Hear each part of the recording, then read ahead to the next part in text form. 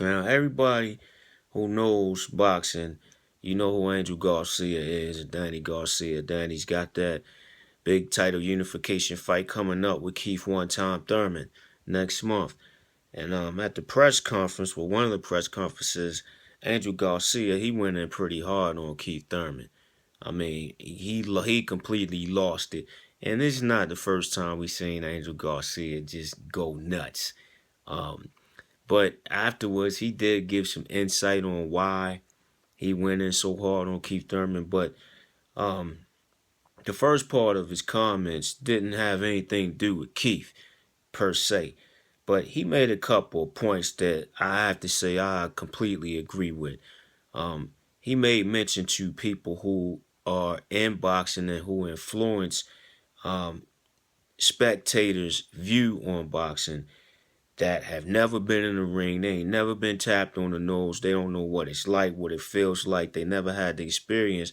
Yet they're put in a position to have all of this influence and to have all the comments and to be analytical and to analyze things. And it's tougher to do that from a perspective where you've never worn those shoes. I do agree with that. And at the same time, he made a point to something that's been bugging me a lot, is that in boxing, um, we have this thing where we allow ourselves to show very little love to our athletes when they're not doing their best sometimes. You know, in boxing, I noticed that some guys, you coming up, you might be 13, 14, 15 and 0. You fighting competition that's probably on the same level as you, then you take a step up and you lose.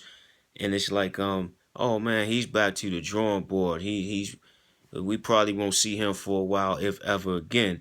And this is the kind of things that the commentators say again.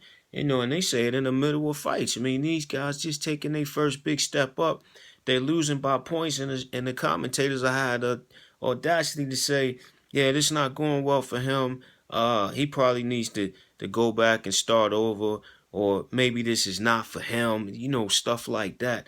Like, man, that's crazy. What Angel Garcia said was that in the UFC, they show their athletes love, man. You could get the snot knocked out of you. Like, man, you can get flat out put to sleep in the UFC and the fans still love you. The promoters still love you. And they want to see a rematch or see you back in there, get healthy and get strong, get back in there with somebody else. But in boxing, he's right. Um, in some ways, boxing seems to be coming back, but it's still dying the same death it has been for the last 15, 20 years, man. Because we don't put enough stake into these fighters. You got some of these guys been fighting since they was 8 years old when USA Boxing allows you to be in a sanctioned bout. And they get up here to 20, 21 years old. They take their first loss after fighting their whole life. And we just throw them away, toss them by the wayside. I mean, look at Dominic Wade, man. You know, by default, he was the mandatory for Triple G a few fights ago because some things went wrong with some other contracts. Okay, was he ready for that fight? No. Was he on a win streak? Yeah, and he was knocking dudes out, but he wasn't ready for that big step up. But they threw him in there. He accepted the challenge, and he was outclassed. But have you heard his name since? No, because that's the kind of stuff we do to these fighters. We let them fight their entire life to get that big shot. Sometimes we throw them in there prematurely. They're not ready for that shot. And then we throw them away when they don't succeed. That's messed up, man. That's not the way we should be doing things in boxing. It ain't showing love. It ain't showing loyalty. And it's not taking the best interests of these fighters at stake. Who do we blame? The trainers, the promoters, the managers. Who do we blame? The sanctioning committees. I mean, who do we blame, man? Is it everybody? Is it partially the judges, the commentators, the media? Who do we blame, man? But we got to do something about this. I completely agree with the guy, whether he was wilding off the chain or whatever. It seems like it's a reason for the way that he does the things he does and feels the way he feels. Seems like it's some frustration there with the guy, and he's right. What a point that he made is that, look, man, I'll die for my son.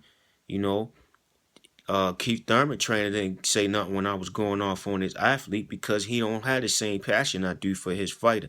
Danny's my son. I'll die for my son, so I go hard.